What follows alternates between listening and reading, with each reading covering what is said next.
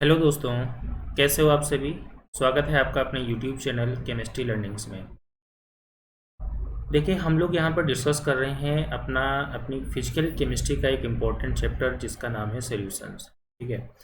कल की क्लास में हम लोगों ने कंसंट्रेशन यूनिट्स को डिस्कस किया था, जिसमें हमने आपको ये बताया था कि टोटल हमारे पास 9 कंसंट्रेशन यूनिट्स होती हैं, जिनको हम लोगों ने कल डिटेल में डिस्कस किया था। ठीक है।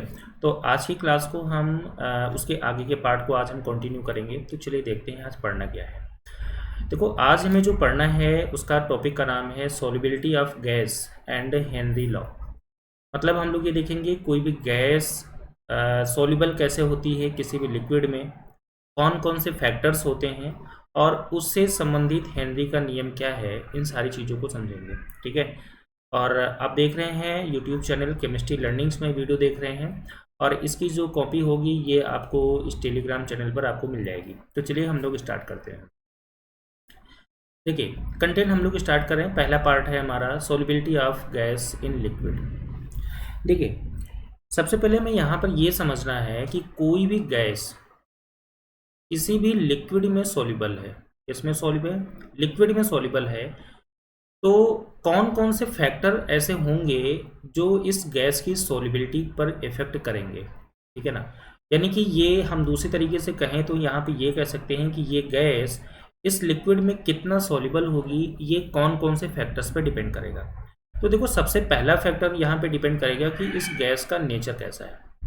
क्या क्या डिपेंड करेगा कि इस गैस का नेचर कैसा है। दूसरा डिपेंड करेगा कि जिस कंडीशन पर हम इसको सॉल्युबल कर रहे हैं उस सिस्टम का टेम्परेचर कितना है। ठीक है। टेम्परेचर कितना है और उस सिस्टम पर कितना प्रेशर एक्सर्ट किया जा रहा है। मेन तीन चीज़ें होंगी। यानी कि नेचर ऑफ द गैस पहला फैक्टर होगा, दूसरा फैक्टर होगा टेम्परेचर, तीसरा फैक्टर होगा प्रेशर। और भी बहुत सारे फैक्टर होते हैं। जैसा एक हमारा फैक्टर होता है कि जो सॉल्वेंट है, यानी कि जिस लिक्विड में डिजोल्व हो रही है उस सॉल्वेंट का नेचर कैसा है, एक ये भी फैक्टर हमारा डिपेंड करेगा। तो बेसिकली हमें यहाँ पे तीन फैक्टर डिपेंड कर पढ़ने हैं। यहाँ पर देखो, the solubility of A gas in liquid, liquid का मतलब खासकर water, depend upon the nature of the gas, temperature and pressure. जिसमें से हमें टेम्परेचर और प्रेशर को थोड़ा सा ध्यान से पढ़ना है। टेम्परेचर में क्या होता है और प्रेशर में क्या होता है, देखिए जरा ध्यान से देखेंगे। ये दोनों जो टर्म्स हैं ये इंपॉर्टेंट है, ये आपको थोड़ा सा ध्यान से पढ़ने हैं। और टर्म्स क्या हैं, देखो, the solubility of gas decreases with increase in the temperature. जैसे जैसे ही हमने यहाँ पे ये देखा कि जैसे जैसे किसी भी सिस्टम का टेम्परेचर हम इंक्रीज करेंगे उसमें गैस की जो सॉल्युबिलिटी होगी वो अपने आप कम होती जाएगी। ठीक है ना। इसका एग्जाम्पल आप लोग देखते होंगे अपने घरों में, जब आप पानी को बॉईल करते हैं तो जैसे आप पानी को बॉईल करते हैं, जो भी बर्तन आप लेते हैं उसमें देखा होगा कि जैसे ही पानी गर्म होने स्टार्ट होता है नीचे से बबल्स यानी बुलबुले निकलने स्टार्ट हो जाते हैं। मतलब उसके अंदर जो भी गैस डिजोल्व है वो गैस बाहर होने स्टार्ट हो जाती है। तो इसीलिए यहाँ पे बोला गया है कि जैसे जैसे टेम्परेचर हम इंक्रीज करेंगे वैसे वैसे सॉल्युबिलिटी किसी भी गैस की क्या होती है, कम हो जाती है। अच्छा, इसका एक उल्टा फैक्टर और भी होता है, the solubility of gas increases with increase in the pressure. यानी कि एक सिस्टम ये भी है कि जैसे जैसे हम लिक्विड में प्रेशर को हम बढ़ाएंगे सॉल्युबिलिटी भी क्या होगी, इंक्रीज होती जाएगी। इसका सीधा सीधा एग्जांपल है कोल्ड ड्रिंक। एग्जांपल है कोल्ड ड्रिंक। कोल्ड ड्रिंक की बात करें तो आप देखा होगा ठंडियों के टाइम पर कोल्ड ड्रिंक जो होती है क्या होती है, सॉरी, कोल्ड ड्रिंक जो होती है कोल्ड होती है, ठंडा रखते हैं उसको। हम क्यों ठंडा रखते हैं इसका भी रीज़न आपको बता देते हैं। देखो, हमने क्या बताया कि प्रेशर को अगर हम बढ़ाएंगे तो सॉल्युबिलिटी हमारी क्या होगी, बढ़ेगी। एक फैक्टर समझ रहे हैं। देखो, आपने जब कोल्ड ड्रिंक की बोतल देखी होगी तो उसमें देखा होगा उसमें जो गैस का प्रेशर होता है बहुत ज़्यादा होता है और दूसरी कंडीशन पे ठंडी होती है। तो दोनों ही फैक्टर क्या होते हैं, उसमें जो भी गैस होती है उसको डिजोल्व करने में या उसकी सॉल्युबिलिटी को बढ़ाने में क्या करते हैं, मदद करते हैं। तो ये दोनों फैक्टर आपको बहुत अच्छे से ध्यान देने हैं। अच्छा, इन्हीं दोनों फैक्टर को ध्यान में देते हुए जो हमारे पास एक साइंटिस्ट थे, उनका नाम था W Henry.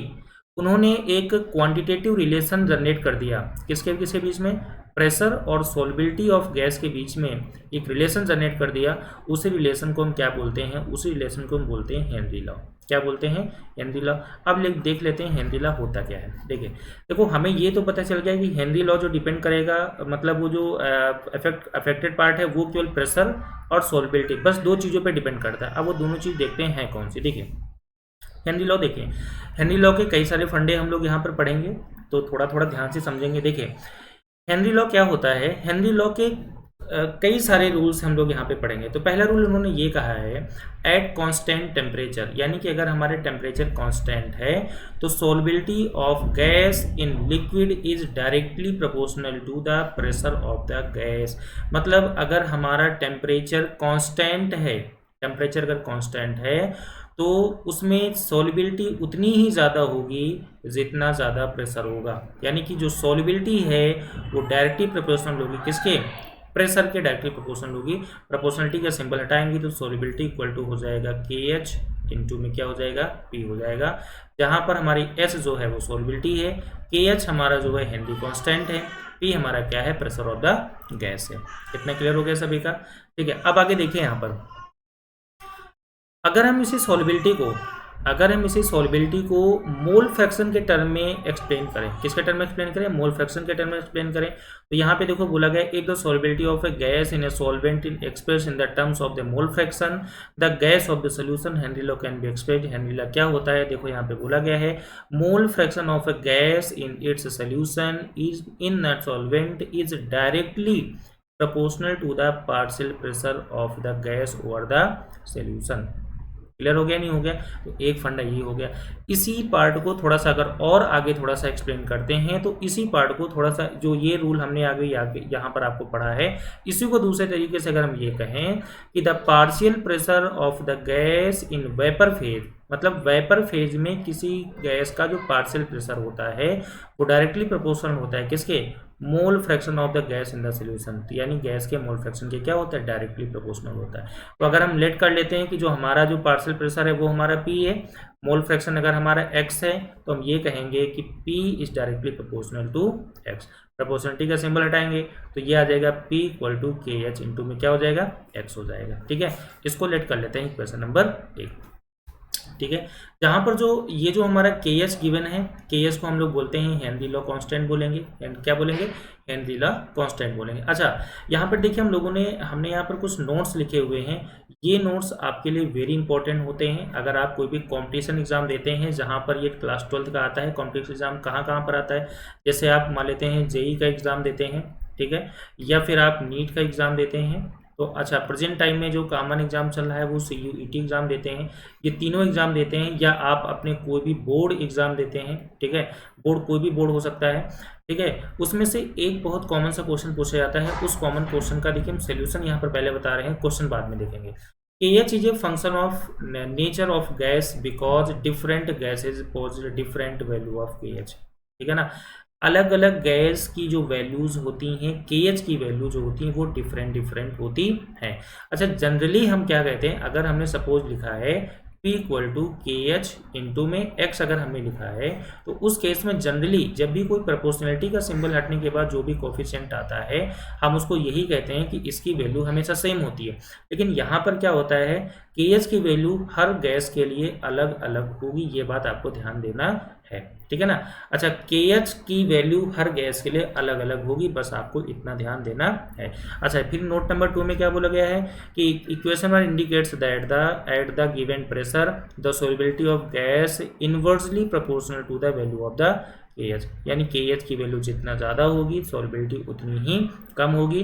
Hence at the given pressure higher the value of KH lower the solubility of gas. मतलब KH की वैल्यू जितनी ज़्यादा होगी सॉल्युबिलिटी उतनी ही कम होगी। यानी कि ये डिपेंड करता है, ये सॉल्युबिलिटी को बता रहा है और ये हमारे किसकी बता रहा है, ये KH को बता रहा है। तो KH की वैल्यू जितनी ज़्यादा सॉल्युबिलिटी उतनी ही कम। ये आपको बहुत इंपॉर्टेंट फैक्टर है, ये आपको ध्यान देना है।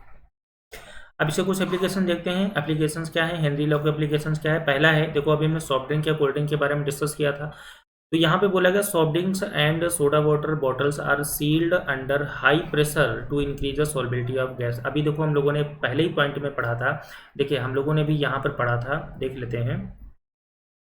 तो हम लोगों ने यहाँ पर पढ़ा था कि ये देखो ये वाला फैक्टर हम लोगों ने पढ़ा था, ये वाला factor, the solubility of gases increase with increase the pressure. यानी कि जैसे जैसे प्रेशर हम बढ़ाते हैं सॉल्युबिलिटी क्या होती है, वो भी इंक्रीज होती है, हम लोगों ने पढ़ा था। इसीलिए इसी रूल का प्रयोग करते हुए क्या किया कि जितनी भी सॉफ्ट ड्रिंक की बोतल्स होती हैं और सोडा बॉटल की जितनी भी बोतल जो सील की जाती हैं वो बहुत ज़्यादा हाई प्रेशर पर सील की जाती हैं। क्यों? जैसे कार्बन डाइऑक्साइड जो कि गैस उसमें होती है उसकी सॉल्बिलिटी क्या हो गई? इंक्रीज हो गई। मतलब यहाँ पे प्रेशर बढ़ाया गया तो सॉल्बिलिटी भी क्या हो गई? बढ़ गई। ठीक है। सेकेंड कंडीशन है the tanks used by scuba divers are filled with air diluted with helium. जितने भी स्कूबा डाइवर्स होते हैं वो हीलियम गैस से भरा हुआ जो है अपना एयर का टैंक ले जाते हैं अपने साथ में। क्यों ले जाते हैं? आप देखो इसका रीज़न देखो। अच्छा, उनके टैंक में कौन कौन सी गैस, जो उनके स्कूबा डाइवर्स के जो टैंक्स होते हैं कौन सी गैस होती है उसमें? देखो हीलियम हमारी होती 11.7%, नाइट्रोजन होती 56.2% और ऑक्सीजन होती 32%। ये कॉम्बिनेशन आप लोग लर्न करेंगे। ठीक है। और यहाँ पर क्वेश्चन पूछा जाता है कि स्कूबा डाइवर्स के जो टैंक्स होते हैं उसमें कौन सी गैस भरी जाती है, तो वहाँ पर हीलियम गैस जनरली भरी जाती है। और साथ में हीलियम के साथ कौन होता है? हीलियम गैस होती है, नाइट्रोजन गैस होती है और कौन सी गैस होती है? ऑक्सीजन गैस होती है। उसमें सबसे ज़्यादा क्वांटिटी में नाइट्रोजन गैस होती है, फिर ऑक्सीजन होती है और फिर कौन होती है? हीलियम गैस होती है। 3 गैसें वहाँ पर भरी होती हैं।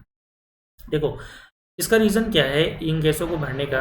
Under water pressure is high. जैसे हम पानी के नीचे जाते हैं प्रेशर हमारा बढ़ जाता है। अच्छा, प्रेशर बढ़ेगा तो ब्रीदिंग आर इंक्रीज। अब ब्रीदिंग बढ़ जाएंगी, प्रेशर इंक्रीजेज, प्रेशर भी बढ़ेगा। The solubility of atmospheric gases in the blood. ठीक है ना। तो ये सारी कंडीशन बढ़ जाती है। When the diverse come toward surface, जब ये डाइवर्स जो होते हैं सरफेस पर आते हैं, द प्रेशर ग्रेजुअली डिक्रीज। तो प्रेशर जो होता है वो अपने आप क्या हो जाता है? कम हो जाता है। Dissolve gases are released with leads to formation of bubbles of nitrogen in the blood. तो जैसे ही ये प्रेशर कम होगा तो इसका मतलब जो भी ब्लड में हमारी गैस डिजॉल्व हो गई वो अचानक से बबल्स के फॉर्म में बाहर हो जाएगी। और जैसे ही बबल्स के फॉर्म में बाहर हो जाएगी तो हमारी जो कैपिलरीज होंगी वो हमारी ब्लॉक हो जाएंगी और उससे एक डिजीज हो जाएगी जिसको हम बेंड्स बोलेंगे, जो कि बहुत ही पेनफुल है और इससे आदमी की डेथ भी हो सकती है। ठीक है ना। इसलिए स्कूबा डाइवर जो होते हैं वो अपने साथ ये सारे टैंक्स के क्या ले ये सारी गैसेस से भरा हुआ एक टैंक ले जाते हैं। ये भी एप्लीकेशन है किसका? हेनरी लॉ का एक एप्लीकेशन है। तीसरी कंडीशन है, तीसरा जो एप्लीकेशन सबसे कॉमन है वो देखो माउंटेनियस, यानी कि जो पर्वत पे चढ़ते हैं, पर्वतारोही जो होते हैं, बिकम पेशेंट ऑफ एनेक्सिया। ये एनेक्सिया के पेशेंट हो जाते हैं। एनेक्सिया होता क्या है? जिसमें हमारी जो थिंकिंग कंडीशन जो होती है वो या तो अनेबल हो जाती है या वीक हो जाती है। मतलब हम अच्छे से या तो सोच नहीं पाते हैं या बहुत कमज़ोर हमारी सोच हो जाती है। तो इसका रीज़न क्या है ये भी देखो यहाँ पे गिवन है। एट हाई एल्टीट्यूड, जैसे हम ऊपर की तरफ जाते हैं, the partial pressure of oxygen less. तो ऑक्सीजन जैसे हम ऊपर जाएंगे ऑक्सीजन की जो प्रेशर होगा वो क्या होगा? कम होगा। Then that at a ground level at lower pressure, जैसे प्रेशर लो होगा solubility of oxygen in blood decreases. अगर हमारे पास प्रेशर जैसे एटमॉस्फेरिक प्रेशर कम होगा हमारे ब्लड में जो ऑक्सीजन डिजोल्व है वो भी कम हो जाएगी। जैसे ही ब्लड में ऑक्सीजन कम हो जाएगी इसका मतलब ब्लड में ऑक्सीजन का कंसंट्रेशन कम हुआ। ब्लड में ऑक्सीजन का कंसंट्रेशन कम हुआ तो अच्छे से हम इनहेल नहीं कर पाएंगे, ना तो एक्सहेल हो जाएगी और इसी वजह से क्या हो जाएगी? हमें एक प्रॉब्लम हो जाती है जिसको बोलते हैं एनॉक्सिया बोलते हैं। तो क्या बोलते हैं? एनॉक्सिया बोलते हैं। एनॉक्सिया में अभी हमने बताया क्या हो जाती है? सोचने की क्षमता जो है या तो खत्म हो जाती है या फिर कमजोर हो जाती है। ठीक है ना। अब अगला पार्ट हमारा आता है हेनरी लॉ के लिमिटेशंस कौन से हैं। बहुत सारे लिमिटेशंस होते हैं, खासकर हमें 2 या 3 लिमिटेशन तो देखनी ही है। पहला है the gas is applicable to ideal gas only. मतलब ये जो लॉ है वे केवल और केवल आदर्श गैस के लिए लागू होता है, आइडियल गैस के लिए लागू होता है, आइडियल गैस के लिए लागू होता है, यानी आदर्श गैसों के लिए लागू होता है। सेकंड कंडीशन है the law is not applicable for those which undergo chemical change in the solution. यानी कि ये जो लॉ है, मतलब कौन सा? हेनरी जो लॉ है ये उन कंपोनेंट के लिए भी एप्लीकेबल नहीं है जो जिनमें केमिकल चेंज हो जाता है सॉल्यूशन में। जैसे मान लेते हैं हमने कोई भी गैस को किसी लिक्विड में मिलाया और वो गैस उस लिक्विड से रिएक्शन कर गई, तो अगर रिएक्शन कर गई तो क्या वहाँ पे प्रेशर जनरेट होगा? प्रेशर जनरेट ही नहीं होगा यहाँ पर। और जब प्रेशर जनरेट नहीं होगा तो क्या वहाँ पर ये जो रूल है वो अप्लाई होगा? ये बिल्कुल भी ये रूल अप्लाई नहीं होगा। ठीक है ना। यानी कि वो गैस उसमें रिएक्शन नहीं करनी चाहिए, किसी भी शर्त पर रिएक्शन नहीं करनी चाहिए। क्लियर हो गया? नहीं हो गया। थर्ड कंडीशन है this law can not be applied for those gases which dissociates into ions in the solution. और ये लॉ उन गैसेस के लिए अप्लाई नहीं होता है जो वाटर में क्या होती हैं? आयंस बना लेती हैं। क्या बना लेती हैं? आयन बना। जैसे HCl को हमने डिजोल्व किया तो वो H+ और Cl- में ब्रेक हो गया तो ये आयन बन गया। इसका मतलब क्या हो गया? Cl को वाटर में डिसोल्व किया, H प्लस और Cl माइनस आयन में आयन ब्रेक हो गया। इसका मतलब ये लॉ, राउल्ट का लॉ वहाँ भी एप्लीकेबल नहीं होगा। अच्छा, इसके लिए एग्जांपल क्या है, जैसे सपोज मान लेते हैं अमोनिया की रिएक्शन अगर हमने वाटर में करा दी तो यहाँ पर भी देखो NH4OH बन जाता है, अमोनियम हाइड्रोक्साइड बन जाता है, नहीं बन जाता, मतलब गैस, अमोनिया गैस ने वाटर से रिएक्शन कर लेना, बट रिएक्शन नहीं होनी चाहिए, रिएक्शन हो रही है तो ये लॉ अप्लीकेबल नहीं होगा, रिएक्शन नहीं हो रही है तो अप्लीकेबल हो जाएगा। अच्छा, हमने ये बताया था अभी देखो लास्ट क्लास में हमने बताया था कि वाटर के एक मॉलिक्यूल में अमोनिया के कितने मॉलिक्यूल या कितने मोल्स डिसॉल्व हो जाते हैं, तो लगभग हमने बताया था 1300 मोल्स डिसॉल्व हो जाते हैं अमोनिया के, एक मोल ऑफ वाटर में डिसॉल्व हो जाते हैं। क्लियर हो गया, नहीं हो गया? तो यहाँ पर ये भी आंसर आपका मतलब ये 3 लिमिटेशंस हैं जो कि वहाँ पर इन ये चीज़ होनी चाहिए उस कंडीशन पर, ठीक है। तो हेनरी लॉ क्लियर हो गया। तो देखो हेनरी लॉ ने सीधा सीधा ये बताया कि जो पार्शियल प्रेशर होता है वो उसके मोल फ्रैक्शन के क्या होता है, मोल फ्रैक्शन के डायरेक्टली प्रोपोर्शनल होता है, तो हमने हटाया था।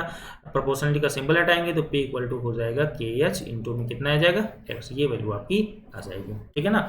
तो चलिए देखते हैं, बस इसी के बेसिस पर हमारे कुछ यहाँ पे न्यूमेरिकल के सेट तैयार किया है, आप इसके आंसर दीजिए। देखो क्वेश्चन नंबर 1 है, the value of Henry's law constant for some gases at 298 K is given below. देखो यहाँ पर एक गैस हीलियम है, एक गैस हाइड्रोजन है, एक गैस नाइट्रोजन है और एक गैस ऑक्सीजन है। 4 गैसों के लिए KH की वैल्यू गिवन है। अभी देखो हमने बताया था KH की वैल्यू हर गैस के लिए अलग अलग होती है। तो जब KH की वैल्यू अलग अलग होगी तो ये आपको एकदम बिल्कुल लर्न करना है कि KH की वैल्यू हर गैस के लिए अलग अलग होती है, ये कभी कांस्टेंट वैल्यू नहीं होती है।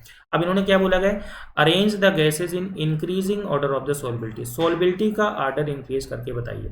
देखो अभी हमने क्या बताया था, सॉल्युबिलिटी का ऑर्डर आपको बताना इंक्रीजिंग ऑर्डर होता है, सॉरी इंक्रीजिंग ऑर्डर आपको बताना है क्या होगा। तो सबसे देखो हीलियम का जो KH की वैल्यू 14497 है, हाइड्रोजन की 169.16 है, नाइट्रोजन की 76.48 है, ऑक्सीजन की 34.86 है। तो आप लोग एक काम करिए, वीडियो को भी पॉज करिए, ठीक है ना, वीडियो को पॉज करें और आप सबसे पहले ये देखिए कि आपका आंसर क्या आ रहा है, उसके बाद आप वीडियो को देखें, ठीक है। तो देखो अभी हम लोगों ने डिस्कस किया था क्या, KH की वैल्यू जितनी ज़्यादा सॉल्युबिलिटी उतनी ही कम। हमने क्या बताया था, KH की वैल्यू जितनी ज़्यादा सॉल्युबिलिटी उतनी ही कम बताया था। तो यहाँ पे देखिए जिसकी ज़्यादा KH की वैल्यू है सॉल्युबिलिटी सबसे कम हो जाएगी, ठीक है ना। अब जैसे हीलियम की देखो KH वैल्यू 14497 है, देखो सबसे ज़्यादा KH की वैल्यू है तो इसका मतलब सबसे कम हीलियम पर आ जाएगा। तो इसका मतलब ये ऑप्शन सही हो सकता है, बट ये ऑप्शन तो गलत हो जाएगा, ये वाला ऑप्शन भी गलत हो जाएगा, ये भी ऑप्शन सही हो सकता है। क्लियर हो गया, नहीं हो गया? उसके बाद देखो सेकंड नंबर पर सेकंड टॉप पर कौन है, किसकी KH की वैल्यू ज़्यादा है, तो देखो यहाँ पर किसकी आ रही है, नाइट्रोजन की 76.48 है। उसके बाद नाइट्रोजन ये सही हो जाएगा, यहाँ पर ऑक्सीजन है तो ये वाला ऑप्शन गलत हो जाएगा। तो ऑप्शन नंबर कौन सा सही हो जाएगा, ये हो जाएगा, ठीक है ना। तो सबसे ज़्यादा KH की वैल्यू किसकी है, हीलियम की, फिर किसकी है, नाइट्रोजन की, फिर किसकी है, हाइड्रोजन की, और फिर किसकी है, ऑक्सीजन की। ये क्या है, ये है इंक्रीजिंग ऑर्डर किसका, KH की वैल्यू का इंक्रीजिंग ऑर्डर है यहाँ पर। तो ये KH की वैल्यू का है तो ये डिक्रीजिंग ऑर्डर हो जाएगा किसका, ये हो जाएगा सॉल्युबिलिटी का। तो सबसे कम सॉल्युबिलिटी क्या हो जाएगी, हीलियम की, उससे ज़्यादा किसकी होगी, नाइट्रोजन की, उससे ज़्यादा और उससे ज़्यादा। तो ये कंडीशन हो जाएगी सॉल्युबिलिटी का इंक्रीजिंग ऑर्डर। कोई दिक्कत है यहाँ पर? तो ऑप्शन नंबर कौन सही हो जाएगा, फर्स्ट सही हो जाएगा। बोला गया H2S gas, second question, H2S gas is toxic gas used in quantitative analysis। Quantitative analysis में इसका यूज किया जाता है। If the solubility of H2S in water at STP is 0.195 m, what is the value of KH? KH की value आपको बतानी है, ठीक है ना। KH की वैल्यू आपको बतानी है तो आप लोग एक काम करिए, सबसे पहले वीडियो को पॉज करें और खुद से इस क्वेश्चन को सॉल्व करने की कोशिश करें कि इसका आंसर हमारा कितना आएगा। तो सबसे पहले वीडियो को पॉज करिए और क्वेश्चन को सॉल्व करने की कोशिश करिए, ठीक है। देखिए सिंपल सी बात, हमें KH की वैल्यू बतानी है। देखो तो अच्छा यहाँ पर कंडीशन है KH की वैल्यू बतानी, तो हमें ये फॉर्मूला तो पता है, P इक्वल टू क्या होता है, KH इंटू में X, ये हमें फॉर्मूला पता है नहीं पता है। तो हम इस फॉर्मूले में देखो KH तो हमें बताना है, मोल फ्रैक्शन भी आपको किसी तरीके से निकालना पड़ेगा, पार्शियल प्रेशर भी आपको किसी भी तरीके से निकालना पड़ेगा। तो सबसे पहले यहाँ, और KH की वैल्यू तो आपको बतानी है। तो सबसे पहले यहाँ पर देख लेते हैं मोल फ्रैक्शन। अगर हमें बताना है तो मोल फ्रैक्शन का मतलब क्या होता है, देखो मोल फ्रैक्शन क्या होता है, जैसे हमें कंपोनेंट किसी भी का मोल फ्रैक्शन बताना है तो यहाँ पर होता है Na/Na प्लस Nb, ये होता है यहाँ पर मोल फ्रैक्शन, ये कंडीशन होती है यहाँ पर। इसका मतलब H2S के अगर मोल्स बताने हैं तो क्या हो जाएगा, यहाँ पर H2S का मोल फ्रैक्शन अगर बताना है तो H2S के मोल बटे H2S प्लस यहाँ पर देखो वाटर में डिजोल्व है तो सॉल्वेंट हमारा कौन हो जाएगा, वाटर हो जाएगा। तो सबसे पहले यहाँ पर देखते हैं कि हमारे पास नंबर ऑफ मोल्स किसके हैं, नंबर ऑफ मोल्स ऑफ किसके, H2S। H2S के मोल्स कितने हैं, तो कहें H2S की मोलरिटी गिवन है 0.195, इसका मतलब H2S के जो नंबर ऑफ मोल्स हैं वो कितने हो जाएंगे, 0.195, कितने मोल्स हो जाएंगे H2S के, ठीक है ना। इतना क्लियर हो गया भाई। देखो जो मोलरिटी होती वही तो मोल्स होता है ना। कल हमने मोलरिटी की डेफिनेशन पढ़ी थी, क्या बताया था कि 1 लीटर सोल्यूशन में डिजोल्व सॉल्यूट के मोलों की संख्या को ही हम मोलरिटी बोलते हैं। अच्छा, जितने मोल डिजोल्व होते हैं उसी को मोलरिटी है। अब इसका मतलब यहाँ पर इतने मोल्स हैं, यही इसकी क्या होते हैं, मोलरिटी। अगर यही मोलरिटी है तो यही तो नंबर ऑफ मोल्स हो जाएंगे, नहीं हो जाएंगे। तो हमने मान लिया कि नंबर ऑफ मोल्स 0.195 हो गए यहाँ पर, ठीक है ना। अच्छा, दूसरी कंडीशन पर अगर हमें XA बताना है तो हमने Na की वैल्यू तो बता दी और हमें Nb के तो मोल चाहिए ना। तो अब हम यहाँ पे देखते हैं number of moles of H2O। Water के मोल्स देखो क्या होता है, तो वाटर के मोल्स देखो क्या होते हैं, यहाँ पे देखना है। तो देखो मोलरिटी का मतलब क्या होता है, 1 लीटर विलेन में विलेन विले के मोलों की संख्या उसकी मोलरता कहलाती है, और जितनी मोलरता वही मोलों की संख्या। तो हमारे पास विलेन कितने लीटर है, 1 लीटर है। अच्छा, मोलों की संख्या बराबर होता है क्या, मोलों की संख्या होता है गिवन मास अपॉन में क्या होता है, मोलर मास, ठीक है ना, यही तो होता है। और यहाँ पर हमारे पास गिवन 1 kg है यहाँ पर, तो इसका मतलब यहाँ पर हो जाएगा 1000 अपॉन में H2O का मोलर मास कितना होता है, H2O इसका मोलर मास होता है 18। कहाँ से आ रहा है, हाइड्रोजन का 1 × 2 2 हो जाएगा, ऑक्सीजन का 16 हो जाएगा, 16 + 2 कितना हो जाएगा, 18 हो जाएगा, ठीक है ना। तो यहाँ पर हो जाएगा 1000/18, तो इसके मोल्स हो जाएंगे। अच्छा, इसको आप लर्न कर लीजिए कि वाटर के जो मोल्स हमेशा आते हैं वो हमें आते हैं 55.5 मोल्स, मोल कंडीशन होती है, 1 लीटर में हमेशा इतने मोल होते हैं, ठीक है ना। तो अब देखिए यहाँ पर देखो हमें H2S के मोल भी हो गए, H2O के मोल भी पता हो गए, तो इसका मतलब हम मोल फ्रैक्शन बता सकते हैं यहाँ पर, ठीक है ना। तो यहाँ पर मोल फ्रैक्शन ऑफ H2S, इसका मोल फ्रैक्शन बताओ क्या होगा। देखो Na की वैल्यू हमारे पास कितनी है, Na की वैल्यू है 0.195 अपॉन में कितना होगा 0.195 प्लस में Nb हमारा कितना है 55.55, ठीक है। इसको जब हम पूरा का पूरा सॉल्व करेंगे तो हमारे पास वैल्यू कोई ना कोई एक वैल्यू आ रही होगी। देखो हम आपको वैल्यू बता देते हैं कितनी आएगी, 0.0035, कितनी आ जाएगी 0.0035, इतनी कंडीशन हो जाती है।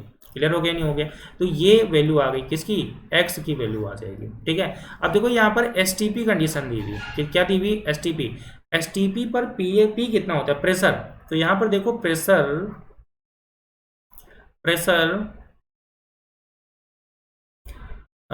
एसटीपी पर बताना है ना। प्रेशर एट एसटीपी की वैल्यू कितनी होती है, 0.987 बार का प्रेशर होता है एसटीपी की बात करें। अच्छा, अब मैं देखो यहाँ पर प्रेशर यानी पी की वैल्यू पता है, मोल फ्रैक्शन एक्स की वैल्यू पता है, फॉर्मूले में रख दिए हम यहाँ पर। तो फॉर्मूला होता है P = KH इंटू में एक्स, KH की वैल्यू बतानी है, KH बराबर हो जाएगा P अपॉन में x हो जाएगा, ठीक है ना। तो इसकी वैल्यू अगर रखेंगे तो देखो KH की वैल्यू अगर हमें बताना है, देखो हमारे पास P कितना गिवन है, P हमारा है, देखो अभी हम लोगों ने निकाला था यहाँ पर, सॉरी P हाँ प्रेशर देखो इतना गिवन है यहाँ पर 0.987 अपॉन में x, मतलब नंबर ऑफ मोल्स में बताने, मोल्स गिवन है यहाँ पर, x की वैल्यू कितनी है 0.0035, इसकी ये वैल्यू देखिएगा, इसको सॉल्व करेंगे जो आएगा वही आपका क्या हो जाएगा, आंसर हो जाएगा। तो आप लोग एक काम करिएगा, इसको सॉल्व करें और आंसर जो भी आ रहा है उसको कमेंट में इसका आंसर बताएं, ठीक है। इसका आंसर आपको बताना है, सॉल्व हमने कर दिया, बस इसको देखना है।